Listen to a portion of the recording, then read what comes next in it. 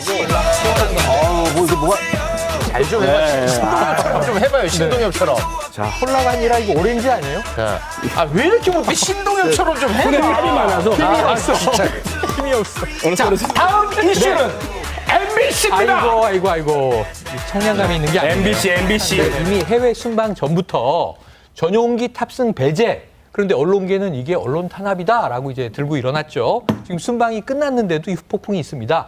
그런데 여기에 불을 지르고 기름을 붓는 발언들이 나왔는데 이 국민의힘 비대위원회 발언을 직접 듣고 오시겠습니다. 네. 검은 유착 오보, 자막 조작 의혹, 우방국과 관계 훼손, 개혁 왜곡 등 그동안 MBC는 윤석열 대통령과 현 정부의 악의적인 보도와 의도적인 비난으로 뉴스를 채워왔습니다. 그럼에도 불구하고 유력 대기업의 광고로 도배가 되고 막대한 수익을 올리고 있습니다. MBC 광고 제품 불매 운동에 동참하고 있는 분들은 MBC에 광고로 동력을 제공하는 것을 즉각 중단해야 하며 이는 선택이 아닌 의무라고 역설합니다. 네, 들으셨죠? 국민의힘 비대위원이 이런 발언을 하면 MBC 광고주들 예. 압박을 느낄 수 있습니다. 이게 놀랐습니다. 네. 집권 여당의 비대위원이 대놓고 또 삼성이라는 브랜드까지 꼭 집어 얘기를 하면서 네. 지금 이게 보수 지지 유튜브에서 나오고 있는 얘기예요. 아, 그래요? MBC에 광고하는 제품들을 불매하자. 근데 이거를 이제 비대위원이 언급했으니까 좀 차원이 다른 그렇죠. 상황이 전혀 됐습니다. 차원이 다르죠. 기업 이름 특정했잖아요. 그러니까 MBC에 광고 주지 말라 이런 예. 메시지로 들리는 거고 그렇습니다. 이게 기업들에게 좀 걱정스러운 영향을 줄 수도 있어요. 네. MBC는요. 예. 자, 헌법을 준수하고 언론 자유를 좀 국민의힘이 보장해 달라 이렇게 촉구를 했고 한국기자협회는 군사 독재 시절로 돌아가는 거 아니냐 이런 또 우려를 나타내기도 했습니다. 네, 이 김상훈 비대위원의 발언이 정말 센데 네. 이뿐만이 아닙니다. 최근에 MBC를 향해서 예. 국민의힘 전현직 의원들이 계속해서 비판의 목소리를 내고 있지 않습니까? 그러니까 대통령실 입장은 그때 비속어 논란 벌어진 거에 대해서 뭐라고 규정을 하고 있냐면 자막 조작이다, 왜곡 보도다, 가짜 뉴스. 국익 훼손이다, 네. 가짜 뉴스다 이렇게 얘기하고 있는데 여기에 지금 비대위원회 발언도 센데 나경원 전 의원 같은 경우는 예. 또 좀 특이한 얘기를 하셨어요. MBC 예능이 있습니다. 나 혼자 산다. 뭐 인기 좋은 프로인데 네, 인기 많습니다. 예, 이게 좀 문제다. 왜냐하면 혼자 살아서 행복한 모습보다는 결혼하고 출산하고 이게 행복하다는 걸 방송에서 캠페인해야 되는 거 아니냐라고 이제 비판을 했고 아. 과거에 이 자녀 뭐 입학 특혜 의혹 이것 때문에 보도들이 많았는데 나도 MBC에 당한 게 많다 이런 얘기를 하기도 했고요. 김기현 의원 같은 경우에는 MBC 해체해야 한다. 아유. 그것이 오히려 국익에 도움이 된다. 이런 발언을 해체 해서 발언까지. 지금 국민의힘 전체에서 대통령실이 MBC에 가지고 있는 시각에 더해서 어찌 보면 이제 이게 집권 정당이잖아요. 정치 조직이 이렇게 강한 메시지를 특정 매체에 쏟아낸 적이 있었던가 싶을 정도의 맹공이 나오고 있네요. 전방위적으로 지금 압박을 가하고 네. 있고 나 혼자 산다를 이렇게 해석하는 것도 조금 네네. 재밌는 포인트네요. 혼자 살고 있잖아요. 네, 다행히 근데 KBS는 슈퍼맨이 돌아왔다가 있으니까 육아 프로그램. 다행스럽습니다. 네. 자, 여당도 네. 사실 이런 발언을 하고 네네. 언론과 대척점에 섰는 거 이거 네. 부담스러울 수 있거든요. 부담스럽죠. 근데 왜 이렇게 전방위적으로 네네. 압박을 가하는 것일까요? 그러니까 저는 집권 여당은 좀 여러 가지로 너그러워야 되는데 네. 윤석열 대통령이 계속 강조하는 키워드 하나를 뽑으라면 자유입니다. 네. 유엔 총회, 취임식, 자유를 역설하고 있는데 지금 이제 많은 언론계 인사들은 자 언론의 자유, 표현의 자유, 또 오늘 만화 논란도 있어요. 네, 부천에서 네. 왜 자유에 대해서 국내에서는 이게 탄압하는 분위기로 가느냐? 윤 대통령의 이 주창과는 역행하는 거 아니냐? 근데 왜 이러느냐? 네. 조급해서 그렇다. 저 해석입니다. 아, 뭐가요? 뭐냐면 지금 지지율이 잘 안 올라요. 물론 이제 업다운 가고 있긴 한데 고만고만해요. 그러니까 이제 역대 정부들과 비교하면 초기 6개월의 지지율이 탄력이 없단 말이에요. 네. 굉장히 여러 가지 뭐 순방도 세 번째 했고, 근데 이게 우리가 무능하거나 잘못해서가 아니라 자꾸 언론이 나쁜 부분만 파헤쳐서 침소봉대하는 거 아니냐라고 네. 언론 탓으로 낮은 지지율을 돌리다 보니 네. 언론 때리기를 하고 있는 거 아니냐. 네. 근데 이게 이태원 참사에서 지금 윗선 책임자들은 결국은 봐주는 거냐 이런 논란 나오는 것처럼요. 정당 내부의 개혁이 우선이에요. 네. 그래서 뭔가 국민들에게 좀 신선한 바람을 일으켜야 되는데 네. 문제는 이제 언론들이 계속 이제 비판하는 것들에 대해서 듣기 싫다고 저 언론이 문제다. 뭐 언론을 없애야 한다. 언론 광고 주지 마세요. 이건 조금 이 집권 여당, 네. 정당의 입장에서는 좋은 방법으로 보이진 않습니다. 알겠습니다.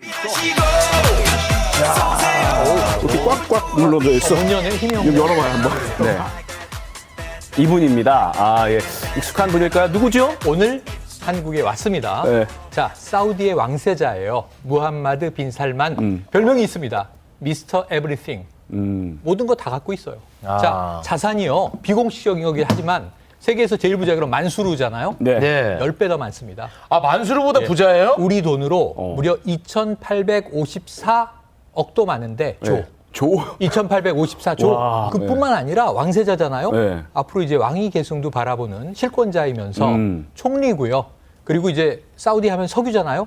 이 국영 석유에서 아람코의 실질적인 의사결정자다. 이렇게 보시면 됩니다. 야, 돈과 네. 권력을 다 갖고 있는. 지위까지 와. 예, 이런 인물이 우리나라에 들어와서 예. 뭐 핫할 수밖에 없죠. 그렇죠. 일단 윤석열 대통령과 오찬을 함께하면서 낮에 만났어요. 예. 혼자 들어온 게 아니고요. 장관들을 엄청나게 대동하고 왔습니다. 네. 그래서 우선은 대통령과 우리나라 장관들을 포함해서 예. 확대 회담, 단독 환담, 그리고 공개 오찬. 지금 한남동 관저에 입주한 지 얼마 안 됐는데 예.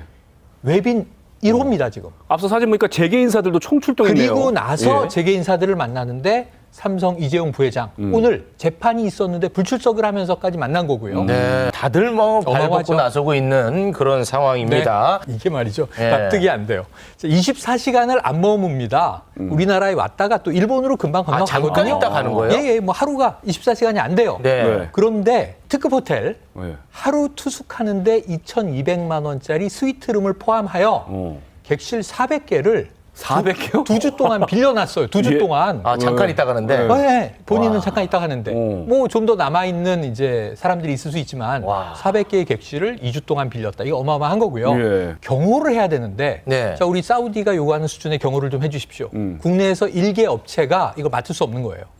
5개 업체가 동원돼서 겨우 비슷하게 맞췄고 네. 여기에 이제 뭐 이 폭발물 탐지견 중무장한 병력들이 순찰을 돌고 네. 차가 내리는 곳에는 천막이 딱 쳐져 있습니다. 언론 노출을 최소화하기 위해서 네. 이런 어마어마한 행보를 보였습니다. 아, 그러니까 잠깐 있다 가는데 뭐 짐이 또 거의 이삿짐 수준이다 뭐 이런 보도가 왜냐하면 나오더라고요. 이 개인 헬스 기구 이런 거 다 네. 본인 거 가지고 오고 그러니까 이게 보통 아무거나 안 쓰는군요. 마이클 예. 잭슨이 해외 공연 갈 때 네. 따라다니는 수준 이상의 짐들을 아, 지금 나오고 예, 있네요. 예, 싣고 왔다. 잠깐 싣고 있다 가는데. 하루 머물고 가는데. 아니 재산이 뭐 2,800조니까 뭐. 아, 그러니까 그냥 온 게 아니고 예. 협력을 하기 위해서 왔다. 지금 사우디에 네옴시티 프로젝트라는 게 있어요. 네. 그러니까 새로운 신도시를 사막에 건설하는 거예요. 이게 미래형 친환경 최첨단 스마트 신도시거든요. 네. 근데 더라인이라고 해서 이 길이가 한 170km 되는데 예. 전체 면적은 서울시의 44배. 와. 근데 여기에 1년 내내 스키도 타고 수영도 하고 할 수 있는 레저 시설이 다 들어가고요. 이걸 만드는데 우리나라 1년 예산보다 많이 들어요. 지금 670조로 건설한다고 돼 있는데 네. 700조를 넘을 것으로 예상이 되거든요. 근데 여기 이제 이 글로벌하게 협력 업체를 찾는 거예요. 네. 우리나라는 중동 건설하면 역사가 있지 않습니까? 네. 그래서 뭔가 이제 우리 재계 총수들과 만나면서 자, 그러면 대한민국이 우리에게 무엇을 제공할 수 있는가? MOU가 된다고 20여 건을 했고 20여 건 20여 건을 체결했는데 네. 금액으로는 약 40조가 40조. 넘는 정도가 되는데 요거는 뭐 이행 강제력은 없는 거고 계약 전 단계다 보면 되는 거죠. 근데 일단은 이게 의향서이기 때문에 한국의 이 기업과 협력할 의향이 있다. 네. 그러니까 이변이 없이 잘 관계가 지속돼서 본계약의 도장을 딱 찍어야 네. 수주가 되는 건데 유념할 건 예. 3년 전에도 빈살만 왕세자가 와서 그때 8개의 MOU가 체결됐고 네. 10조 원 규모인데 3년 후에 보니까 절반 정도만 진행되고 있어요. 석유 관련 사업만. 그래서 이거 40조 다 우리가 가져오려면 20개의 이제 의향서를 본계약까지 잘 밀고 나가야 돼요. 그럼 오늘 MOU 맺은 데는 어떤 기업들이 있습니까? 이 와서 예. 3가지 분야를 이 왕세자가 콕 집었어요. 네. 내가 한국과 협력하고 싶은 분야는 에너지 분야다. 에너지. 그리고 방위 산업 분야다. 우리나라가 방산 강국입니다. 그리고 인프라 분야다. 이 인프라는 건설을 포함해서 네. 어마어마한 내용들인데 뭐 철도 같은 거 있겠죠? 일단 철도 네. 그리고 신재생 에너지 분야 네. 태양광을 포함해서 그리고 지금 현재 원전이 아니라 미래형 원전, 미래형 원전. 소형 원전 있죠? SRM이라고 부르는 이런 부분들을 협력하고 싶다는 얘기를 콕콕 집어서 네. 그것들이 주로 이제 오늘 MOU로 연결이 된 네. 거예요. 정말 잘 됐으면 좋겠습니다. 최영일 평론가님 함께해 주셔서 고맙습니다. 고맙습니다.